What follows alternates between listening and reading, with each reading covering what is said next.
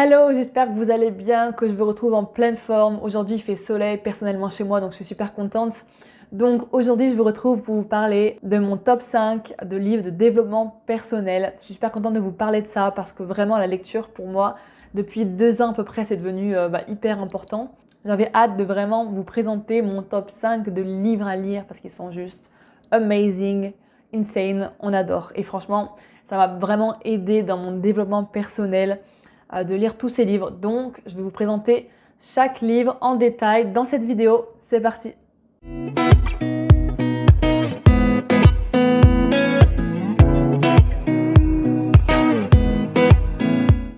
Alors, on va commencer cette vidéo par le tout premier livre que j'ai lu en dev perso et aussi mon préféré que je lis encore pour la 4e fois, qui est Les 5 blessures qui empêchent d'être soi-même de Lise Bourbeau, juste ici, donc je vous le montre. Et franchement, ce livre, il est juste génial. Genre, c'est le livre que je recommande à tout le monde. Je l'ai recommandé au moins, je sais pas, à une dizaine de personnes. Ils l'ont tous lu, donc je suis super contente. Et c'est le livre qui a, genre, juste changé ma vie sans exagérer parce que vraiment, comme je vous l'ai dit, ça fait la 4e fois que je lis et j'apprends encore en fait des choses, si vous voulez, dedans. Donc en fait, c'est un livre qui parle des 5 blessures de l'âme, donc le rejet, l'abandon, l'humiliation, la trahison et la justice. Donc je vous conseille en fait vraiment d'aller écouter mon podcast sur les blessures de l'âme que j'ai fait, que j'ai mis en ligne un petit peu de partout, Spotify, etc. Et aussi sur YouTube, donc n'hésite pas à aller voir si tu veux en savoir plus sur ce livre, parce que vraiment, si tu veux vraiment t'introspecter et que tu veux comprendre tes blessures, que tu veux comprendre d'où tu viens, etc., je te conseille vraiment de le lire. C'est vraiment pour moi on va dire le best-seller, le premier livre à lire quand on commence le dev perso pour bien comprendre. Et c'est un livre qu'on utilise tout au long de sa vie pour moi. Donc voilà, c'est vraiment le meilleur. Ensuite, le deuxième livre que je te recommande de lire, c'est aussi de la même auteure, donc de Lise Bourbeau, La puissance de l'acceptation. Donc il ressemble à ça, voilà. Et en fait, j'ai pris la même auteure parce que pour moi, ce livre, c'est aussi quelque chose de super important. Et parce que l'acceptation, si vous voulez, on croit, enfin, trop souvent que c'est être OK avec les situations qui nous arrivent, genre être d'accord et dire OK, t'as raison, machin. Mais en fait, c'est pas du tout ça, accepter. Accepter, c'est juste observer et dire OK, ça, c'est là, c'est présent, c'est réel, c'est comme ça en fait. Et je dois accepter que ce soit comme ça. Mais ça veut pas dire qu'on est d'accord avec ça. Ça veut pas dire que c'est normal. Non, pas du tout. Et dans ce livre, en fait, elle explique vraiment très bien, du coup, l'acceptation. Parce qu'elle prend en exemple, du coup, un couple avec des enfants, etc. Et en fait, elle explique tout leur parcours et elle prend des exemples, en fait. Par exemple, elle va raconter une histoire et puis à la fin, elle va faire un petit résumé.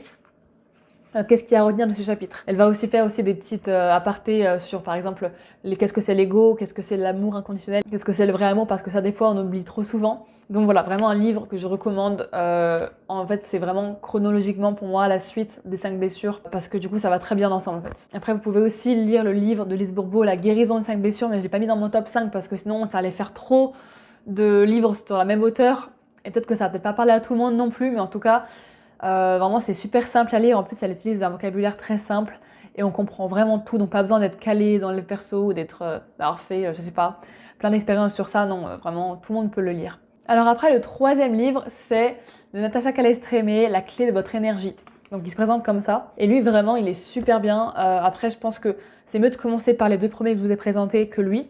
Parce qu'après, lui, en fait, si vous voulez, il rentre plus dans les détails de l'énergie, en fait. Donc, je sais pas si vous avez vu, mais je vous avais déjà expliqué dans une vidéo qu'on était constitué à 99,99% d'énergie, un truc comme ça, et 0,001 matière physique. Et du coup, ça explique ça.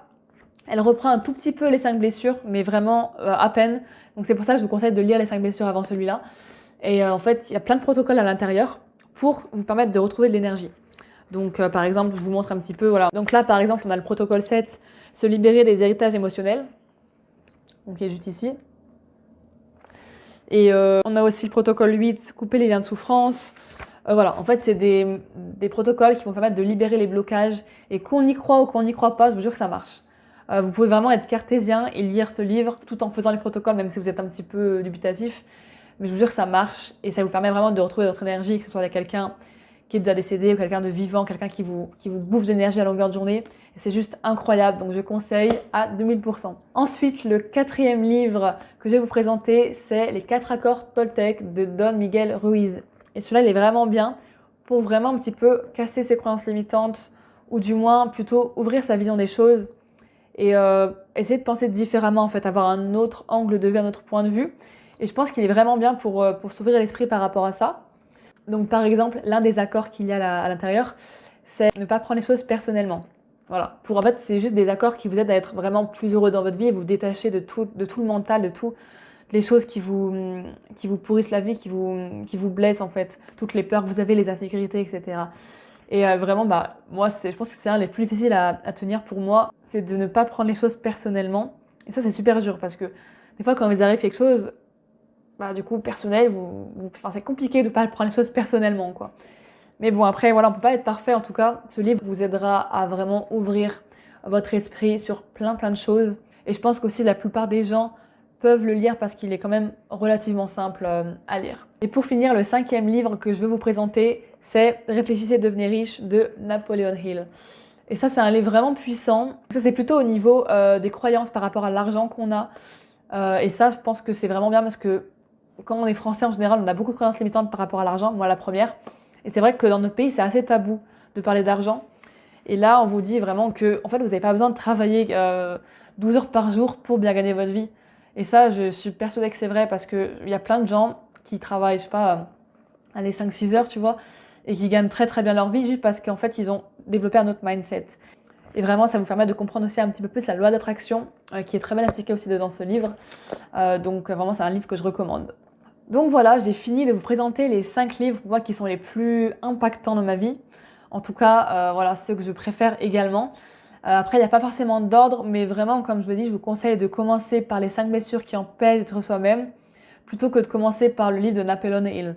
Réfléchissez, devenez riche. Celui-là, je pense que vous pouvez le lire en dernier, tout dépend de vos besoins.